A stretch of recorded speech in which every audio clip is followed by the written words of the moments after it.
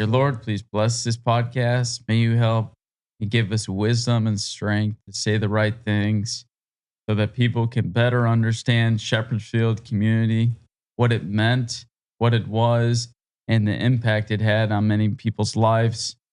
May you be here in this moment and be in our lives as we continue to live day to day. Amen. Angels and demons fighting in the deep end. I turn all my weakness into something I believe in. Every scar, every doubt, that's fuel when I speak. Welcome to the battle where the broken get free. Yeah.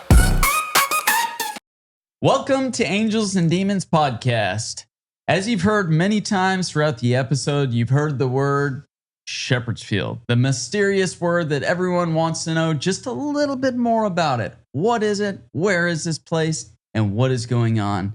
Today, I have one of the most special guests that you will ever have the privilege of seeing and listening to on camera, my own, very own mother. Mother, so good to have you on this podcast. I know you've watched it from afar from a long time, but to actually be there in that chair, how does it feel? A little bit scary. I definitely don't want to make it scary for you. We want to make it feel comfortable so that you can just freely speak whatever you would like. Thank you. To make it clear what the message and the topic is for this podcast today, it is for what I said, Shepherd's Field. My mother has had the opportunity to live in Shepherd's Field community for how many years? 31. 31 years. And so we're going to kind of walk you through a little bit more of a specific road trip of how this went down. First of all, I'm going to let my mom take over and let you know where she grew up and a little bit about her parents and the state that she's from. You want to just give us a little bit intro into like your childhood, what that was like from when where were you born and where did you go to school and your parents and all of that good stuff? Okay, I'll try. I was born in Owasso, Michigan, and in a very small town. And I had 3 siblings, 2 older sisters and a brother. And I had wonderful parents.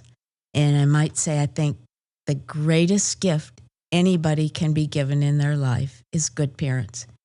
If you are born with good parents or you're adopted by good parents, you probably have the greatest gift that you will ever have in life, because being loved from the time you're very, very young and being guided and cared for by people who have very much love and very strong values and lots of kindness and care is just a wonderful thing. So I had great parents.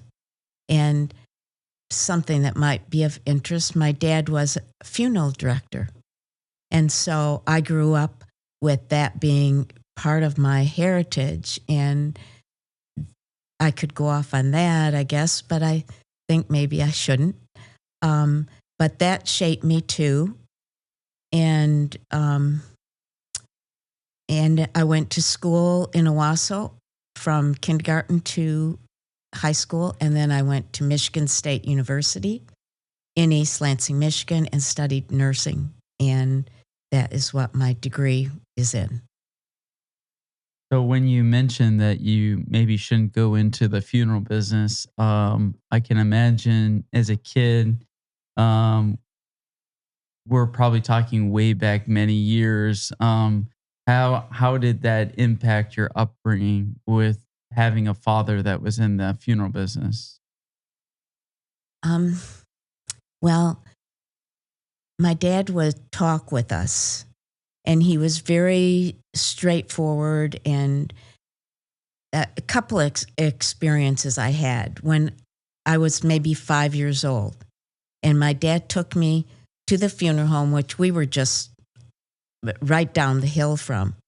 And he walked me around the funeral home, and he said, if you ever come here by yourself, you need to walk around this whole building and see what cars are here. And you know what car is my car. You know what car is my partner's car and the workers. And if you see any other car besides the employees, then you have to come in the back door where the flowers are delivered. And he took me through that.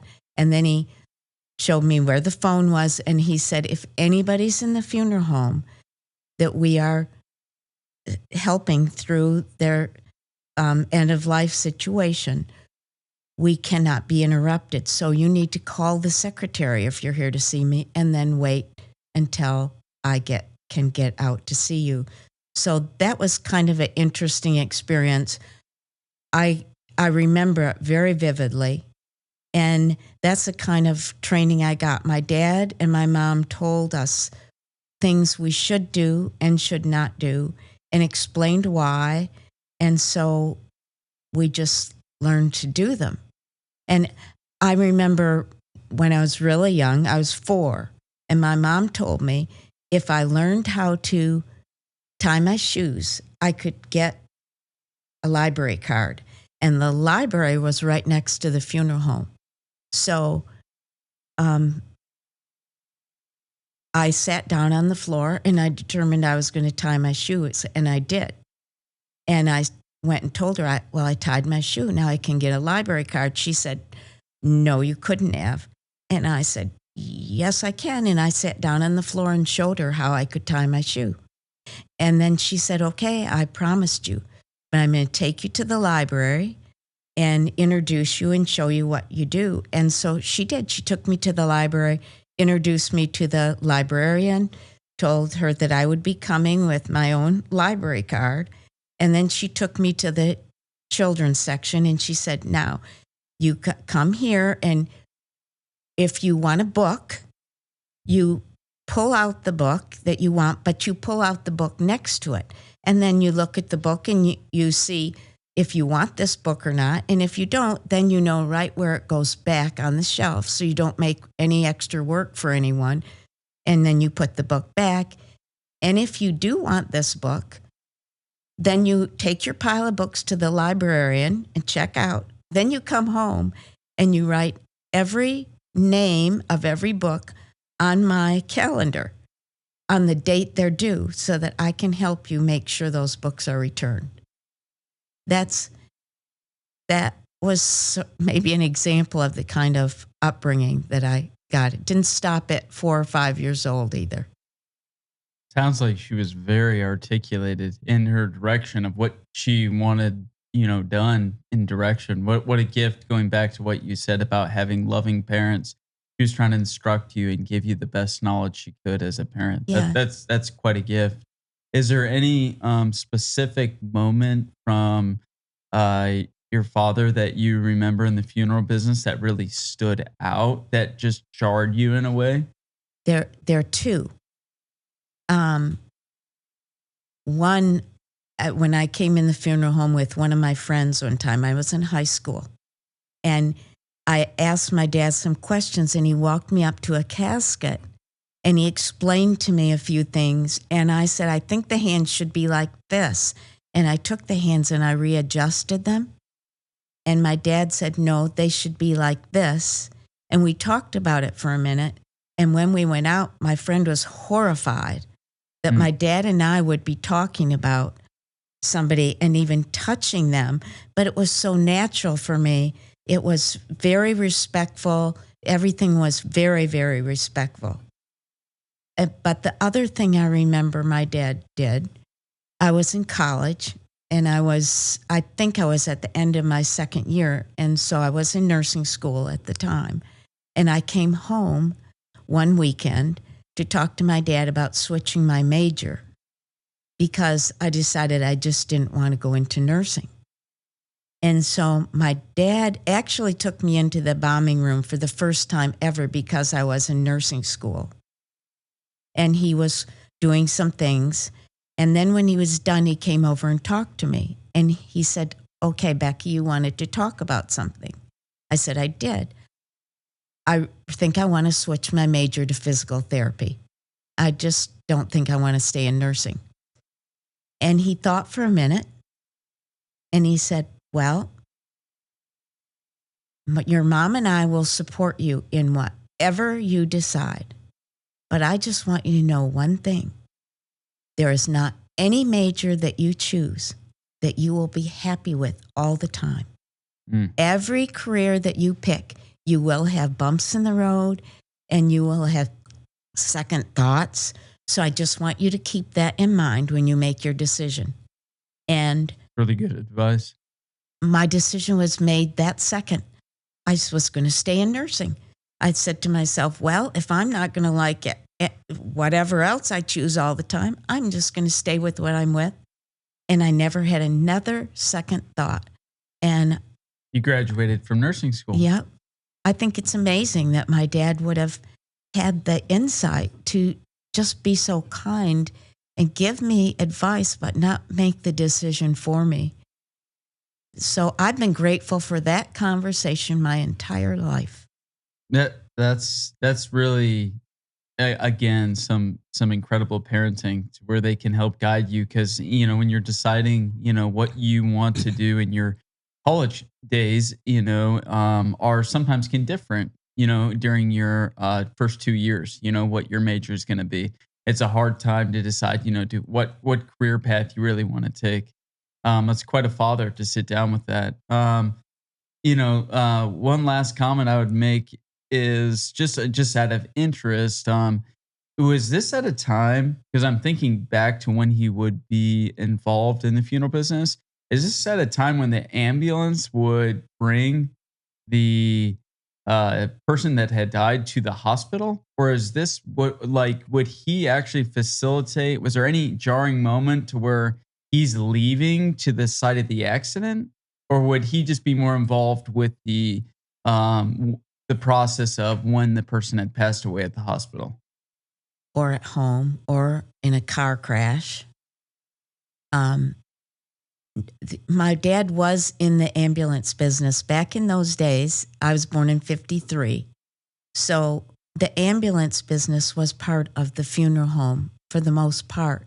And my dad was one of those early advocates for the fire department taking over the emergency calls, because he didn't think it was fair to a family to have a funeral director come and somebody had actually died in an accident, and then they were faced with him and they had to make a decision where their loved one would go. And maybe they chose a different funeral home, and it was putting them in a difficult position to say, no, I want to go to this funeral home.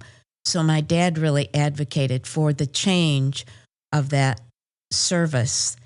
But when I was young, he and his partner took every other night, or one week and the next week. I don't know how, but they were on call all night long. And Dad could have to get up 3 or 4 times in a night. And he was somebody who had to be dressed properly, and he put on a white shirt and a tie every single time he went out on an ambulance call. Wow. And probably blood that could be over his white shirt. You're trying to get to a story that you've heard me tell. Is that correct? Well, I think that it's important to know that the sacrifice of what someone back then did, because death is such a difficult occupation to have. And I know we're moving on into a topic here, but it's just a very defining moment for you to be so close to, where you saw your father take care of families where somebody had died. Yes. It's a very sensitive moment in their life. Yes. And so the kindness, the business aspect of it, of, taking a fair wage, and not ripping someone off and not taking advantage of them. I know funerals now can range from $20,000 to $30,000. Some people don't have $20,000, $30,000, so they have to, cremate someone they love. And so I was just thinking, he must have been on the, the front line, so to speak, of what it was to take care of someone during that time in their life. He was. And I remember a couple of times when he would woke us up in the middle of the night, and he lined the four of us up on the couch, and his white shirt did have blood on it. And he would tell us, while tears were coming down his face, don't ever drink and drive, because this is what happened. And a couple of times a drunk driver had run into someone who was an innocent victim and killed them. And it was very personal to him. But Extremely personal. Yes. I don't know psychologically what that would do to constantly be taking care of someone and someone's family, like I just said, that had died. Well, Dad always told us it wasn't for the dead that he was in the business for. He was in for the living. Those that were living had to go on with their lives, and they were there to support them. And he shared with me later in life that when a family would come in, and say it was a woman who had lost her husband and she wanted the best funeral, and my dad and his partner would talk them down, because they would say, you're going to have expenses. You've got so many children. If you put so much money, we can do a really nice funeral for you for a lower cost.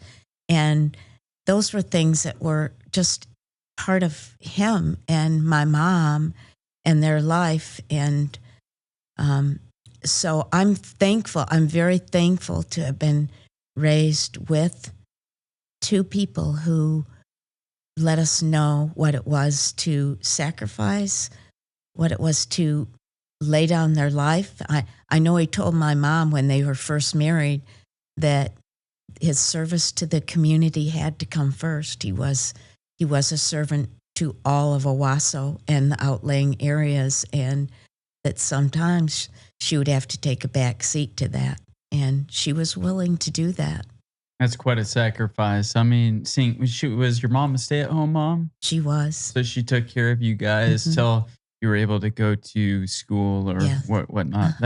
What amazing parents. I mean, that gives us a very clean idea of what your life in Michigan was like. You had two sisters and one brother, Mark, Aunt Jane, and Aunt Susan.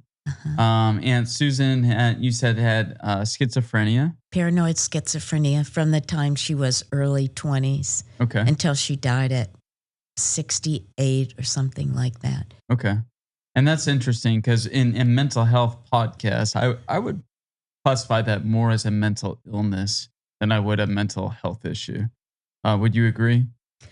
Yes, but it's both. And it's the mental health of the family when they have a family member with such a severe diagnosis and such a radical difference of a child who is not able to take care of themselves in their 20s and 30s and 40s, can't hold down a job. It's a mental health issue for the entire family. And so it's both. That's interesting you mentioned that. Leslie Weed was someone that came on that runs an organization called HEAL. It's a non-for-profit for families that have kids that have autism, that have needs. And she spent most of her life finding solutions for a lot of those needs so that the parents could have better resources for their kids. And that's very interesting. It does have a mental health impact on the family, though someone else might have a mental illness. That's very, very interesting. You bring that up. So moving on from Michigan, that kind of paints a picture of Michigan and where you were. And thank you. Thank you for that. That gives listeners a very good idea of what your life was like in Michigan. When you graduated, you mentioned from nursing school with your bachelor's degree. You ended up moving to chapter 2, we're going to call this, California. Can you give us a little bit of insight of one, what made you go to California, or not made you, what motivated you to go to California? And then how did you get locked down for so long there? How did your parents feel about that? Because that's quite a jump. from graduating nursing school to moving down to Southern California. So Yeah. can you give us a little bit of insight on that? Yeah. I had a really good friend from college, Anne Marie, and we decided that we wanted to get out of the cold weather. And so as soon as I graduated, we were going to leave for Southern California. And we did 3 days after I graduated. I packed my Honda and she packed her little Toyota, and we drove out. But my nursing graduation was 2 days before we left, and my parents came, and it was a special time. And then my parents got in the car to leave. Mm. And my dad didn't even say goodbye. And I went to the car and I knocked on the window. He rolled down the window and he wouldn't even look at me. He was crying. And He was hurt. he couldn't say goodbye to me because he couldn't believe all this time, and he didn't want me to move away. And I didn't really understand that too much. I was just young and wanted to fly, and but I really hurt him, and I'm very sorry about that. I wish I would have done that differently. But I did leave, and my friend and I went to California and settled in Southern California, and I got a job in nursing, and then and she had not gone to nursing school yet because she didn't get accepted at Michigan State. So she was going out to California to go to nursing school. And then my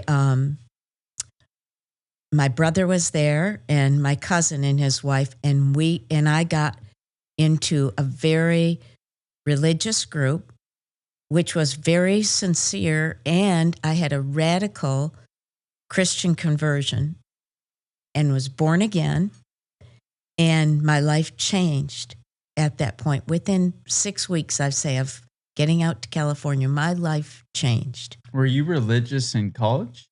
I think I always believed in God. I grew up, my dad, you know this, you do, but my dad was the organist in the Methodist Church for 45 years. That's right. And we had to go to church every Sunday, and we had to go to Sunday school, and I saw it more as torture than anything else. Oh, I can imagine at that age. But my dad did some neat things with us. Like he would take us up when he was practicing the organ, and we'd sit by him, and he'd go over all the pedals and everything, and have us find the pieces not that an he was easy playing. instrument to play. No. It's a very difficult. No. There's a lot going on there. Yeah. I remember looking at one, and I was like, wow. I mean, the pipes and all the different things, it's you almost need a degree just in that. Yeah. Well, his minor was in music. Oh, I didn't know that. Okay. Yeah. And when you play the organ, he's so full of life and excitement that anybody who came to hear the organ, he needed to take them in the pipe room and explain things to them and talk about it. He was very into his organ and the piano.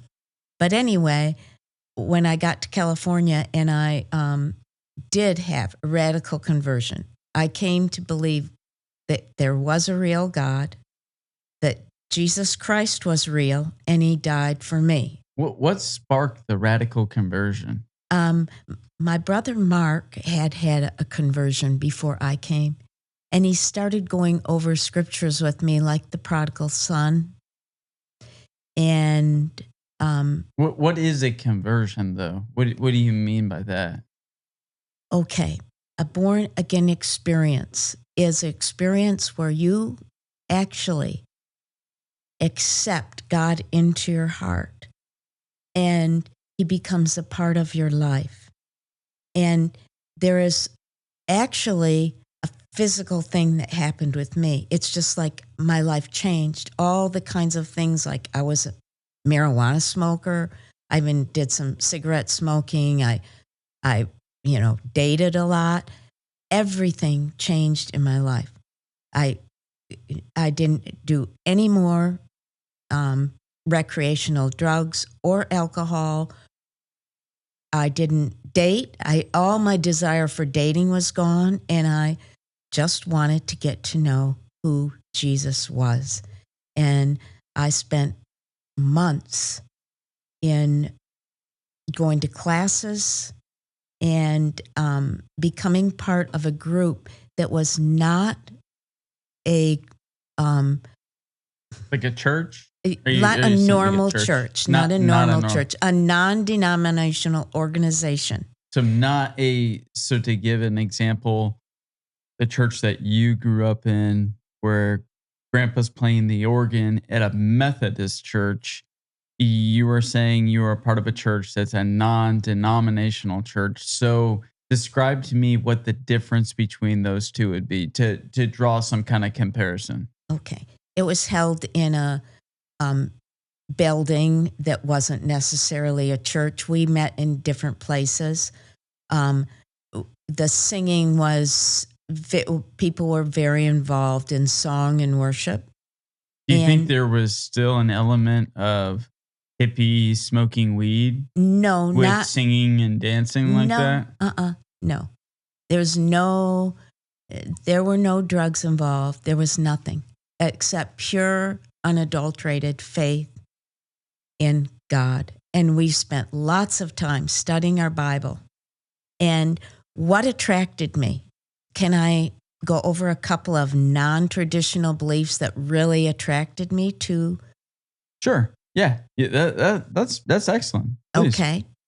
One, that the Spirit within us does not just live for 70 years or 100 years or 2 years and die and go to heaven and hell. That God is really, really a loving Father. And when He says, you will not come out until you have paid the uttermost farthing, He doesn't mean that punishment is forever and ever. And what father on earth, good father, would feel good if he knew that if his child wasn't good enough, that they would get punished forever and ever? A human father wouldn't do that. And God in heaven is so much bigger than that. And He says in the scripture, He will not lose one. There's a lot to that, and we don't have the time to go into all of that. But to me, that was a totally freeing concept. God is more loving than even an earthly father. And the things here, like my father and mother had taught me lessons, God has lessons for me to learn. And if I don't learn them, or one of my friends or one of my loved ones doesn't come to know God in this lifetime, they're not going to hell forever and ever to burn. How could you ever feel happy if one of your children died and you knew they were going to burn forever and ever? Why would you even have a child if they had only that much time to learn? That's a very good question, but it's also a very, very controversial question, Yes. Especially when you're talking to a Baptist church and being in Jacksonville, Florida, and being surrounded by about 60% Baptists. Most believe that when you go to hell, it is eternal. But that is, I'm glad to see that you gave a clean example of something that grounded you spiritually to why you were connected with that church. Yes. I want to say a couple more things. One, not just Baptists, but all churches pretty much believe in a similar type thing. But having that concept is so freeing. It's so loving, and it's so far beyond what most people believe. And I'm not judging anybody for believing something else because it's what we've been told. But you would think people would want to hear that God is bigger than one lifetime. He's bigger than being a father of just those who make a right decision in 70 years or whatever, however long they're alive. He's so much bigger than that. I understand. You're talking about the maturing of spirits, where if someone doesn't fully learn everything they need to in one lifetime, they have the opportunity to go back to earth and relive and gain the knowledge or lessons needed. That makes very much sense to me. Thank you for clarifying that. In California, the church you were a part of, though, branched off and made a move to Missouri. That's right. And so I think what I'm trying to connect the dots for a lot of subscribers is Shepherdsfield Community Church was very different than the church you're talking about that you grew up with your dad. Was very different than the church that you were a part of in California. It was a church that when you arrived and got there, it was a certain way. Can you please describe to us what that was like? What made you? So I get it. There was a connection amongst other people in the church, and you wanted to make this move to Missouri. So please explain to me what motivated that move to Missouri, and how many people I think left California to Missouri. Okay. It was a hard decision to make because you almost felt like if you didn't go, you weren't really following God. But a certain number of people from the church did transition to move, and we moved to Missouri because we found a piece of property there and we could educate our children the way we wanted and have our own school. And we decided to follow that path because it seemed like the next step in our journey, to live, to share everything in common, to work together, and to be like a city on a hill. But I got cold feet before we left, and I told your dad that I didn't think I could go. And he said to me, Becky, I'll tell you what, let's go. And if you're not happy or don't think you can be there, then we'll leave. I said, okay. So that's what we did. We moved there in 1979 with about approximately 100 people on approximately 80 acres of land. And the moment I got there, I sort of knew this isn't where I want to be. And within a couple weeks, I sat my husband down and I said, I can't do this. And he said, well, this is what we're supposed to do. And I said, you promised me we could leave if I couldn't live here. And he said, I did, but two wrongs don't make a right. And I shouldn't have promised that. And for us to leave now would be the second wrong, and we can't do that. And so I was really taken aback, and I struggled for my life and what to do. And I felt trapped. I felt trapped, but I did it. And I lived there 31 years. And I did things that I shouldn't have done in those 31 years. I'm not saying everything was wrong.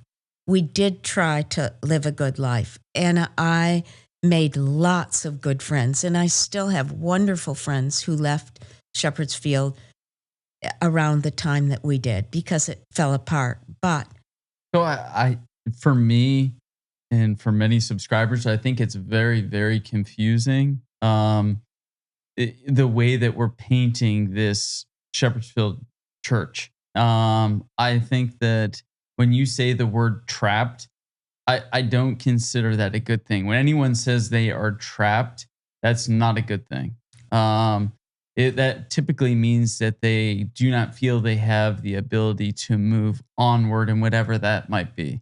So when you were back in California, before that church decided to form a cult in Fulton, Missouri, Shepherdsfield, did you feel that the leaders of that church had the capability of manipulating the church into a cult. At that time in California, did you think that the leaders had the ability to do that?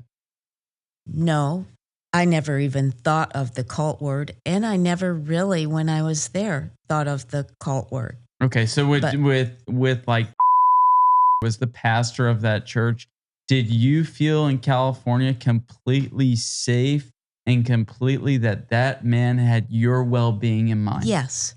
You did. Uh-huh. Okay. So at what But I just felt I couldn't do it. But let me explain a couple of things. there's just if I don't mean to interrupt, but I just want to know at Shepherd's Field, at what point did you feel that was no longer the man that you knew leading the church in California, that you felt that you were living in not a Christian community church, you were living in a cult? Okay. That is just a question I've always wanted to ask and get a clear answer on. Okay. First of all, I don't want to use names. I don't want to judge or criticize anyone, although I felt that our leader went way off. I felt many times in my own heart that things were wrong. And I would tell your father that. I would say, don't you see this and don't you see that? And he didn't see it.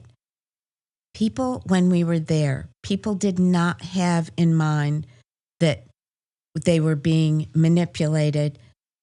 We were freely giving our lives. We gave everything we earned over. We had no money, but a little pittance per month. We didn't really have say-so about things that we did. But I never really felt like most people didn't feel the way I did. I always questioned. Well, that's what we're meant to do. That's why we go to college, is so that we have the intellectual ability to challenge and ask questions so that we can make the best decisions and do our due diligence as human beings. Well, wait. We don't just go to college to do that. No, I mean, you don't have to go to college to do that, but I mean, it helps you develop critical thinking so that you can know if something is off or something is wrong, or you feel trapped, like you gave an analogy. But it's just fascinating to me that there was a point to where at this cult, you could not. And the reason I'm using the word cult is because at a Christian community, you can have a relationship with your parents. When Shepherd's Field Community Church became a cult, you could not communicate with your parents or your family. Is that correct? Well, I have to explain a couple of things about that. Do you mind being honest about it? I'm going to be honest. And just yes or no. Could you communicate with them that while you were living at Shepherd's Field? Yes, but the entire time you lived there, you could visit them freely? No. Okay. Visiting our parents was pretty much taboo, but they could come and visit us. We could write. We could talk on the phone. So who made that so that you could not visit the family? Who did you decide that? Just or a have minute. part of a decision? Wait, you need to let me explain in my own words this. Because, yes, it was decided by elders, but you have to understand, too, that we felt as Christian people that we were doing the right thing by submitting. And I did some things that I never should have done. The worst thing that I ever did in my life was giving up my parental rights, duties, and privileges. And I will explain what that means. If a child left, it was frowned upon. And if they didn't leave, quote, in a certain way. So can we be specific? If a child left, they were cut off. They were not able to be communicated with. Is that accurate? Partly. I'll use my first son. He was the first one to leave. And he was shunned. because he was 18 years old and he was going off and he wanted to go to high school someplace else where he had freedoms, and he was shunned.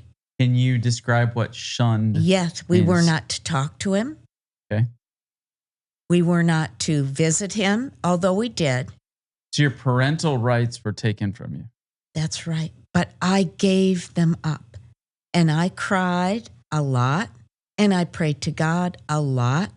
Were there no men in the community that could stand up and be a man and say, this is wrong? You have to see, when you're in a situation like this, the leadership is so influential, and your belief system is constantly questioning, are you following God or not? There's a constant battle within. But in the Bible, it says, I have no greater commandment for you than you honor your father or mother, for your days will be long. So if it is a church organization that has the best influence on you and is looking towards God, they are in a way disowning the very most important scripture in the Bible. They're making you not have the ability to honor your father and mother. So it's a contradictory community and cult. To me, I don't see the spiritual element there. But there's a scripture that says, he who loves father and mother more than me is not worthy of me. And that kind of scripture was brought up, and it puts pressure, and I was made to feel guilty or made to feel wrong. I'll tell you this. I always felt like I was not able to live up to a standard that the elders put in front of me. I was always a bad person. I was always doing something wrong. And when I left Shepherd's Field in 2010, and I started working, because we left with nothing. We didn't leave with any cash in our hand, no car. Why are you scared to say names? I'm not scared to. I just choose not to. And why do you choose not to use names? Can I finish what I'm saying here? Okay. When we left, I started getting jobs. And in those jobs, I could not do anything wrong. I have worked. You mean nothing right? In those jobs, you couldn't do anything right? No, when I left Shepherd's Field, I couldn't do anything wrong. Okay. I have worked for a family for 14 and a half years, cleaning house. And they have treated me like I am something special, and I'm not. They have treated me with utmost regard and kindness and grace. And I never felt that same kind of acceptance. They have brought about healing in my life that I never thought would be true. I never thought could be true, because you're made to feel guilty for leaving, for not following. And I found, by being a housekeeper, I found my identity. So when you say your identity, just to be clear, you're saying when you left Shepherd's Field, and that's chapter 3. 4, I think. Chapter 4. But we're still at Shepherd's Field. Uh-huh. And for you to just even make a statement like that makes it very clear and evident that you did not feel that love and that care from the leaders that were running that cult. So you cannot speak to your parents. Your children are shunned, and you are manipulated by 3 people that ran 100 people the way that they thought things should go. And I'm just telling you, it's wrong, because they are responsible for over 100 lives living in a very, very distorted way of living that not the average American can live. And some can say, well, everyone lives a different journey. I mean, at 17, I ran away from that community. I burnt a hole through my shoe because I was in church, Monday church, Tuesday church, Wednesday church, Thursday church, Friday church, Saturday church, Sunday church, manipulating, fasting, a Passover feast. And it was as a kid, it was torment to where kids were escaping and running away, and grown adults that were there could not see that there were kids that were escaping. And you use the word trapped. There was a generation there that felt trapped, that the ideology and thinking of your cult mentality that you guys participated in made many of us feel trapped, that there was no way it was the Shepherd's Field Church cult or there was nothing. And Vinny, can you agree that that is accurate or not? Vinny, there's a lot of truth to what you're saying. And all I can say is this, and I've said it before. I am sorry. I have gone to every one of my sons. I have gone to most of the young people who left. And I have had to apologize for my own actions because they were wrong. I gave up my parental rights, duties, and privileges. And I am so sorry that I did that. Oh, Mom, you don't owe any apology to me. I do. But what I'm just amazed at is there's 70 to 80 other grown adults that cannot see that an organization is turning into something that is not good, and everybody goes along with it. It just amazes me that we're going to turn into chapter 3 here because of time, into the exit of Shepherd's Field. But I would like to know, and I'm not afraid to use names, and I'll tell you why, because I think that they're in. If you get in a DUI and you crash into a car, a police officer will pull you over and he will ask for your license and your registration. And whether you want to give your name out or not, you do not have a choice. And when you set up an organization like that affected so many lives, there needs to be specific names listed. There needs to be specific names and accountability for what people did. And it's not you, but it's just that the cult affected so many lives. And on this podcast for mental health, we've used the word Shepherd's Field Community Church many times, and people try to associate it with the church that they've gone to. Maybe it's a Methodist church, maybe it's a Baptist church, or maybe being a preacher's kid and having an idea of what a church is. But this is very different. So what made the exit when you knew that this place that you were in Michigan, graduate from nursing school, you go into California, your life is changed. So obviously something positive happened. You feel very, very convicted to move on with this church into something different. So you move to Missouri. However that looks, that's another church. And then that church somehow turns into a cult. How did you exit and how did you come to Jacksonville? Like, how did that part come together? Okay. Well, I want to say one more thing about why you said, why didn't 70 some people know something was wrong? There's a parable and it says, there was a man who went and sowed wheat, and among them the enemy came and sowed the tares. And the disciples said, should we pull up the tares? And he said, no, because they look so similar. You can't separate them. And so you have to wait until the wheat and the tares grow up, and then you will be able to separate them. And that's, I think, sort of what happened at Shepherd's Field. So you saw the tares. The last year, maybe. Can you give me one specific example of where you saw things were beyond just bad? They were wrong.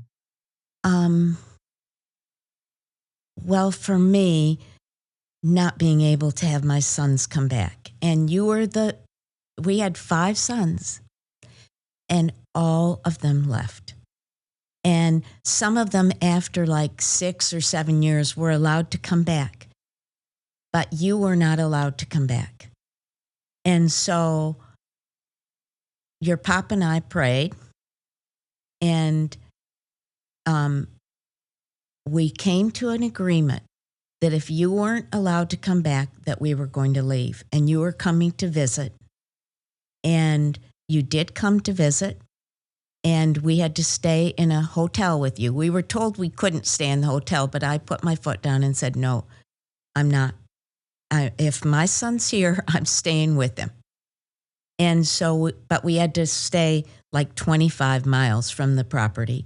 But anyway. It's so mysterious. We still can't say names. It's so, it just feels like a Harry Potter movie. Like it's not. No, I mean, it's just like, it's such a mistake. Like it gives me shivers thinking about it. Like because it's like, it's almost like it's still like a secret FBI file that hasn't been fully investigated. It's like, we can't say names because of the liability. And Mom, No. I just want to be honest with you. No, let me tell you why.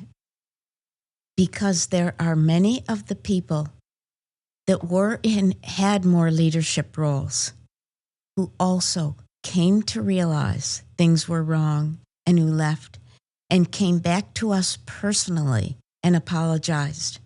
But the same way that you feel that you cannot, during that time in Sharpsburg, leave because you saw things were wrong, is the same way now you feel you cannot use names. No, I don't want to.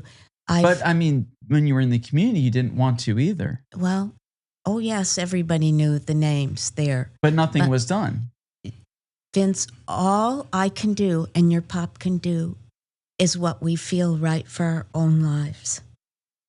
And when I understand that that's what everyone's doing. Like there was someone that was supposed to come on the podcast, and because it could affect, a business organization and the income of that business organization, they decided not to come on the podcast because they didn't want to do that. So everyone's kind of tiptoeing around after it, and it makes me feel uncomfortable. Well, Vince, you've got to understand there was a lot of hurt.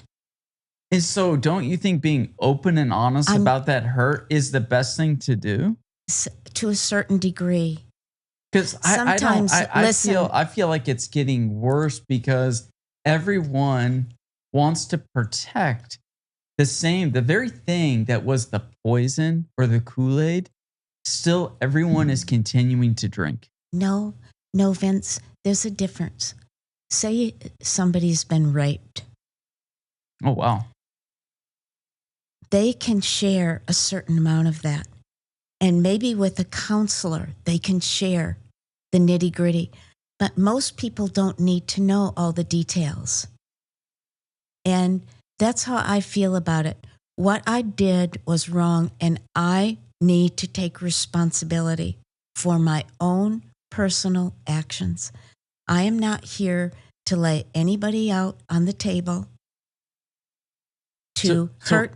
What would you say to someone that is in a cult that you wish you would have done or you would have known? Because there's a lot of Christian cults right now in the United States. I mean, there's even seminars you can go to for cult recovery. I think you even mentioned that Aunt Jane, your sister, took you to New Mexico and you went to a cult convention, right? Yeah. And did you find that helpful? Yes, I did. And I think that anybody who's in a situation should look to their own heart and mind and say, in my deepest heart, do I really feel that what I'm doing is right? And I would encourage anybody in that situation to be able to be honest with somebody outside of the group that they know and love, or be honest with themselves. Because there are people that are trapped in cults. To this day, I know. But it sounded like you were honest with your husband Pop, but he was not able to advocate to a level to where it made any difference for you to get out of the situation. No, but Pop's in a different place than I am. And he, a couple days before we were leaving, he started crying uncontrollably. And for like 3 hours, I mean, this wasn't just a little cry. And I went to him and I said, Dennis, if you feel you need to stay here, I will stay here with you. Mm. And he stopped crying and he looked at me and he said, no, God wants us to leave. It is the right thing to do. I am to stand up as a father and a husband, and we are going to leave. And that was freedom setting for both of us. That was your exit from Shepherd's Field. That was one of the final things. And how did you leave when you? Because I don't even think I remember hearing that. How did you end up leaving Shepherd's Field? By bus, by plane, No. I was taking care of your grandma, and she had Alzheimer's for about 12 years, and I took care of her in our home for the last 6 years. And that was one good thing about the community, was we took care of our parents if they needed it. But anyway, so I had to bring Pop's mom here to Florida. And the only way was to fly. So we were given, this is what we were given when we left. We were given a rental truck to bring Grandma Nona's things here. We were given a plane ticket for me and your grandma, and Pop was given money for gas. After 31 years, that's what we had. We're not given a penny to restart life.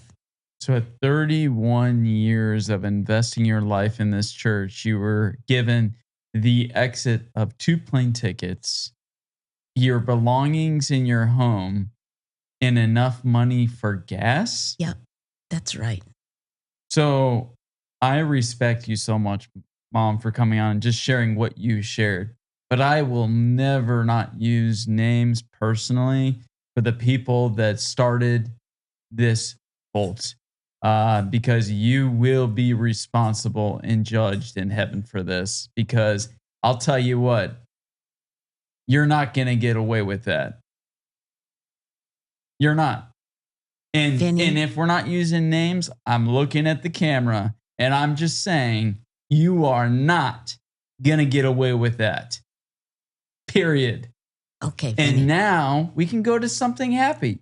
After you left Shepherd's Field, you said that you met a beautiful family that made you feel loved. And I'd like to end it in a positive note. Thank you. So what did that feel like when you were cleaning for a family? Because obviously you had to get a job when you left the community because you were given the belongings basically on your back and a kick boot out. So when that happened, how did you adapt to living in Jacksonville, Florida from 31 years in a cult? It took a lot of time. It probably took 5 years till I felt normal. But we had a lot of blessings because 4 of our 5 boys are here. And our third son said to us shortly after we left, there are some good things that came out of our life. And one is that we're alive. We know that we want to live together. We know that we don't want to live across the country from each other. And we have so much loving family support right here. And so many friends now and love. And our boys took us in and made us feel very loved and cared for and supported till we could get on our feet. And it took a lot of time. I never had a cell phone. This was in 2010. I never had a computer. I had to learn things all over all again. anew. And my sister Jane in Michigan helped me tremendously. My parents were still alive, and fortunately, they both lived till about 96, and I had 10 years with them. And I don't know how I would have coped with myself if I hadn't had that. But your dad told me go back and visit them as much as you want. And I did, and I spent tons of time. And we probably have to go, but I'll share one last thing that happened with my dad. And it will tie in with the beginning of the story when I told about him having to put on a suit and tie every time he went out on an ambulance drive. Well, my sister called me in 2020 after COVID hit and said, would you move to Michigan and stay with me indefinitely if I take mom and dad into my home? Because dad has a fever and they're not letting mom and dad stay in their retirement center together. And this is the only solution I can find. And I said, yes. And I went to my boss and I told him, and he said, you do whatever you need to do. And I want you to know this job has a really good COVID plan. And so 2 days later, I was on my way to Michigan, and Dennis went with me. And we had 6 weeks to the day with my dad until he died. And we sat around my sister's table, all 5 of us, Mom, Dad, and Jane, and Dennis and me, every breakfast, lunch, and dinner till a day and a half before Dad died. And that morning after breakfast, Dad said, girls, I want to talk to you. And I said, don't you want to take a nap? Because he was always so tired after breakfast. His hemoglobin was down to 4.6, if anyone knows what that means. He had a blood disease, and he wasn't getting transfusions because of his fever and COVID. So he looked at me and he said, I want to see the clothes that you picked out for me. We had never mentioned it, but he knew since we were in the funeral business. And so I said, okay, and I went and got the suit and shirt and tie that I'd picked out for him. And I brought it up and I showed him, and he looked at it and he said, no, I can't wear that shirt. I said, Dad, this is a beautiful shirt. He said, it's beautiful, but it's blue. And I never went into the funeral home without a white shirt. Mm. I said, okay, Dad, I will make sure you have a white shirt. And later that day, his jerking and everything became so bad, the hospice nurse was there with him most of the day, and he died about 36 hours after that conversation. I had wonderful times and moments, and God was so good to give me that, to see my parents to the end. My mom then moved here to Florida with me and Dennis, and my sister was a big part of taking care of her, and she died in our home 6 months later. And so sorry to hear that. That's heavy, but it's beautiful that you were able to tie that back into a memory that you had as a child of how your dad conducted himself in such a professional way in the funeral business, and how he was able to then, on his deathbed, bring that into a light so that you could see from beginning to end him live a very, very almost perfect life. Yes. And if I may share one thing, all people, the Bible says, share the same fate. Actually, Solomon shared this, death. And I think that how I was just reading that, and how you mentioned with your dad being in the funeral business, what a special gift that is to bless families that all people share the same fate, death. So the final conclusion was the ultimate goal of life is to fear God, keep his commandments, for he will bring every deed into judgment. And over all the things that you mentioned that you went through, from when you left to nursing school to California to going to that cult, for he will bring every deed into judgment. That to me is the really beautiful poetry of this podcast today. Because the point of this is Shepherdsfield Community Church, and your life at 31 years there, through the experience of that, affected so much that it is beautiful that you can still walk away from such a traumatic environment and still be such a positive person. I admire that about you, Mother. If I lived 31 years, part of a cult that gave me 2 plane tickets, enough money for gas, and the things in my home, I would probably be in a federal prison the rest of my life. And so, in closing, and in a nice, we said we were going to close in a nice way, I think it's beautiful that God gave you people in your life that you were able to be a part of and work for that blessed you in the way that you deserve to be blessed. Because you were always called by Uncle Mark Mother Teresa. And I think that name fits you so well. You give when it's not yours, and you give all the time to make sure that your family is good and you are the best mother as your mother was when you were a child. And that is a blessing. And I hope that those that feel bound to a cult or that is not God-led, that is taking your parental rights away from them, is there any last words in closing you could give some advice to someone that is on the brink? They haven't made that decision, but their parental rights have been taken from them. Is there any other clear indicator in the cult that was a red flag that for someone going through that would let them know this is not where I should be? I don't know if I'm going to answer your exact question, but I'm going to answer it in a different way.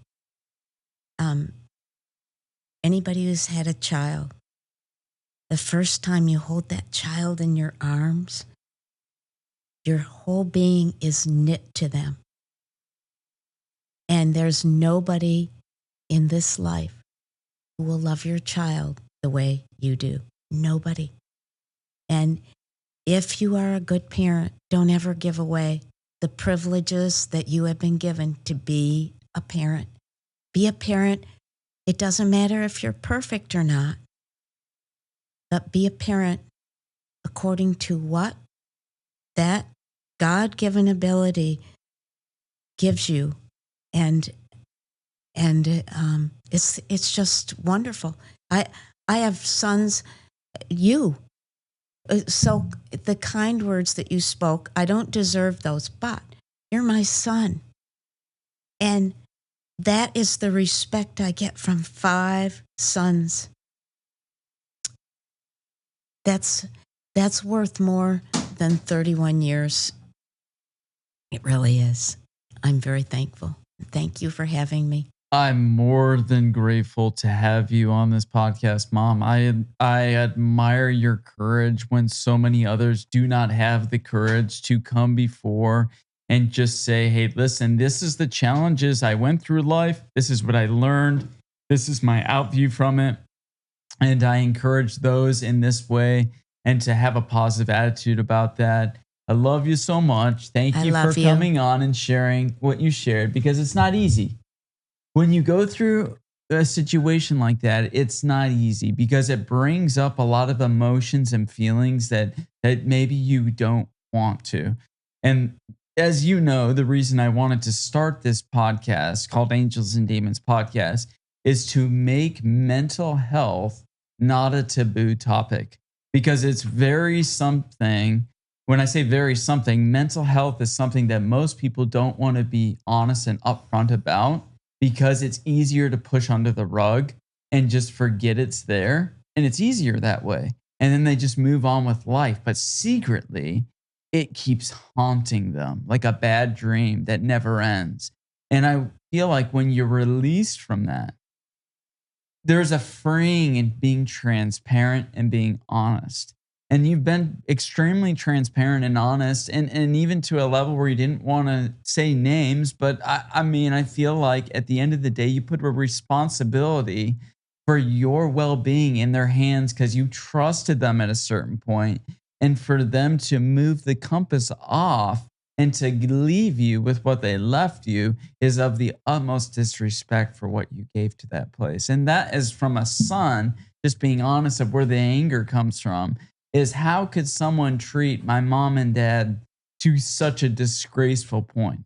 To when you give your life for that many years into a church, you should not be given so little like that and taken advantage of, in my humble opinion.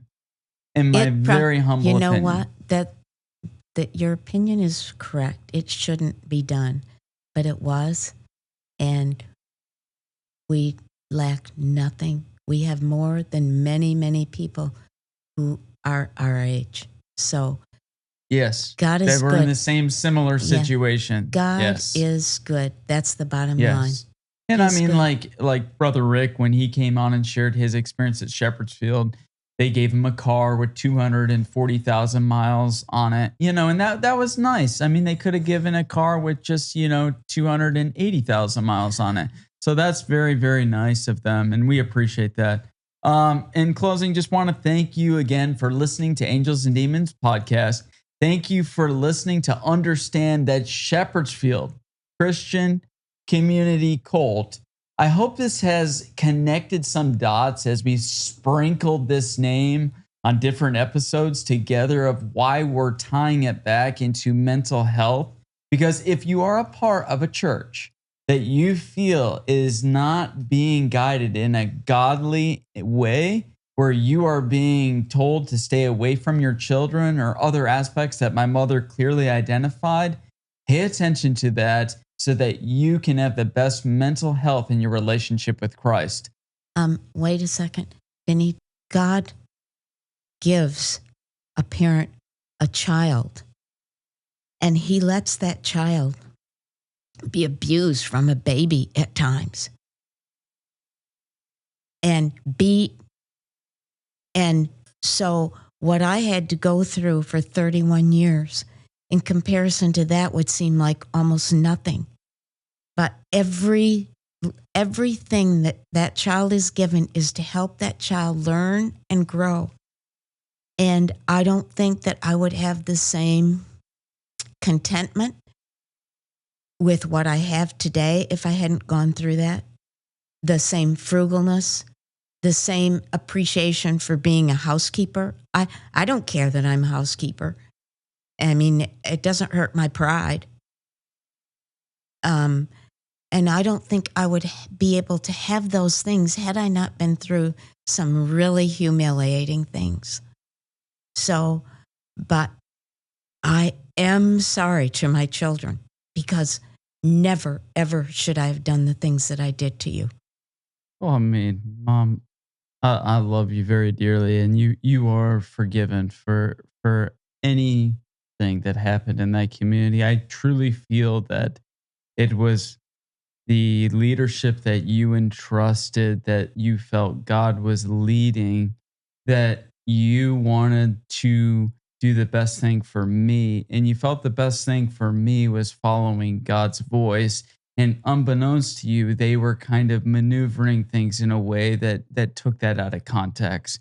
But in that way, I actually have a great respect and honor for you and Bob, not only for apologizing, I forgive you for the life and the challenges that we went through, but I also think that it helped us grow as men too, to realize that life is not perfect. It showed me to not trust everyone. It showed me to do my due diligence in life. It showed me to, when a church is a certain way to be able to ask questions, and if they don't answer it in a nice way, to be able to steer my life in the direction I feel God most wants it to go. So I think in one way you did a big favor, and I know you feel badly about it, but I promise you that God has something way bigger than Yes. this, and way, way bigger. And if it was just for the purpose of accelerating our lessons that we learned in life, then it was a win. Would Yes. you agree? Yes, that's what I was trying to say when I can't blame someone else, only myself, because God will use everything for good. Eventually, it doesn't seem good at the time, and it's even can be wrong at the time. But once you come to recognize and you come to turn and do it differently, that's what repent means. Turn and do it a different way, then God can take it and use it for good, because maybe you can understand another person better. Well, I just have so much respect, like I said, for you, because to spend 30 years or 31 years of time, I consider that an investment. Time equals money. In 31 years, I don't know how many minutes, how many seconds, how many hours, how many days that is, but it's a long time. And so when you leave a place like that, knowing that it was not in the best interest of your kids and of your parents and of your siblings, there is probably a very heaviness that comes over you. And so I release you of that. I really do. I want you to be released from that burden where you feel like you have wronged. I think that you were doing, like most people, you were doing what you felt was best for your relationship with your husband, which is very important. You didn't divorce your husband. There's a lot of people that come on and say, I went through a very difficult situation, and because of that, we went in separate ways. And you didn't disown your kids, and you mended all your relationships with your siblings before they passed away. So Uncle Mark passed away, Anna and Susan passed away, and you had mended those relationships. Yes. What a tremendous blessings to Yes. where it was at a time to before your mom or your dad passed away, you were able to take care of them, and you were able to get in a solid place of forgiveness to where your relationship with them was rekindled. And I saw that you utilized that time when you were outside of the cult and you were able to visit your parents. You utilized all the time that you could to catch up for that lost time. Did you not? I tried. You can't ever catch up, but time is a gift, and I was given a really big gift to have 10 years with my Well, you mom and left dad. clothes up in Michigan, and then you would fly back and forth. So you I got did. to a point where you were going to visit so much that you actually left a lot of your stuff up there to make up so you could take care of grandpa, take care of grandma until the point where she even needed to come down here for help. So God bless you for that. And God bless, Pop, and may the burden of stress, anxiety, and fear come apart. And may the encouragement in the future become bright. And in closing, I just want to say I love you very dearly. And thank you for listening to Angels and Demons podcast. Until next time, we really appreciate you listening to a special episode that clarifies what Shepherdfield Community was.